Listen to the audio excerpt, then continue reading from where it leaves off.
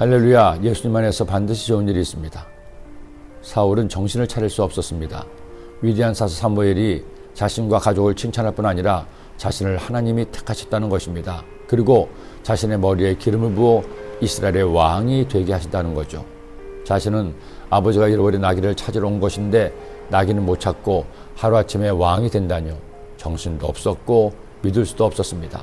그런 사울에게 사무엘은 앞으로 3가지 징조를 보게 될 것이라고 예언합니다. 그 징조가 나타나면 하나님이 그를 택하셨음을 믿으라는 겁니다. 첫째 징조는 나귀들을 찾는 것이요, 둘째 징조는 베들로 올라가는 3사람을 만날 것이고, 셋째 징조는 선자의 무리를 만나 사울도 야훼 영이 임하여 예언을 하고 3사람이 될 것이라는 것이었습니다. 결국 이 징조는 그대로 다 이루어집니다. 그가 사무엘에게서 떠나려고 몸을 돌이킬 때 하나님이 새 마음을 주었고 그날 그 징조도 다 응하니라. 사무엘은 사울을 왕으로 세울 대관식을 준비합니다. 백성들을 미스바로 불러 지파별로 집안별로 제비를 뽑게 하죠. 베냐민 지파가 뽑혔습니다. 미드리의 가족이 뽑혔습니다. 그리고 미드리 가족 중 기스의 아들 사울이 뽑혔습니다. 하나님께서 모든 백성 앞에서 하나님의 손길을 통해 사울을 세우신 겁니다.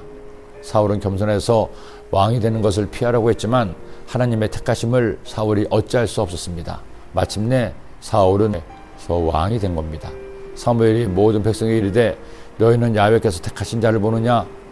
모든 백성 중에 짝할 리가 없느니라 하니 모든 백성이 왕의 만세를 외쳐 부르니라.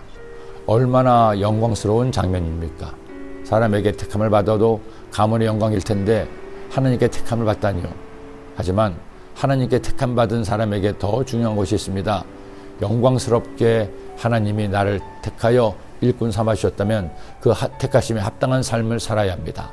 왕으로 택하셨다면 왕답게, 장로로 택하셨다면 장로답게 살아야 합니다. 하나님께서 나 같은 죄인을 용서하시고 하나님의 자녀 삼아주셨습니다. 그것만으로도 감사한데 나에게 귀한 사명 주어서 교회 재직으로 교회 일꾼으로 세우셨습니다. 어떻게 해야 하나요? 못한다고 거절해야 되나요? 직분 받았으니 그것으로 끝난 것인가요? 아니죠.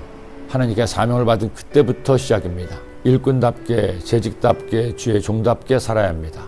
그렇지 않고 귀한 사명을 받았음에도 사명을 소홀히 여기고 그만해서 자신을 자랑한다면 그 사명은 축복이 아니라 오히려 독이 될 수 있기 때문입니다. 왕이 될 때 사울은 겸손했습니다. 그러나 왕이 되고 난 후 사람이 달라졌습니다. 왕이라는 직분이 그를 짓눌렀습니다. 자신의 힘으로 잘난 왕이 되어 보겠다고 하다가 실수를 하고 끝내 교만해져서 하나님을 실망시켰습니다. 그 시작은 창대했지만 그 나중은 미약해져서 자식뿐 아니라 집안이 화를 당하게 됩니다. 하나님이 여러분에게 귀한 직분을 주셨나요? 주를 위해 충성할 봉사의 직업을 주셨습니까? 그렇다면 겸손합시다. 주님을 의지합시다. 내 생각대로 이루라고 하지 말고 하나님께 기도하면서 하나님의 뜻대로 섬깁시다. 그때 주님은 여러분을 더 귀하게 사용하실 것입니다. 기도드립니다. 하나님 아버지 감사합니다. 고맙습니다. 오늘 주신 말씀 마음에 꼭 새겨서 말씀 따라 살아 우리 모두 주 안에서 승리하는 행복한 삶 살게 하여 주옵소서. 예수님의 이름으로 기도드립니다. 아멘.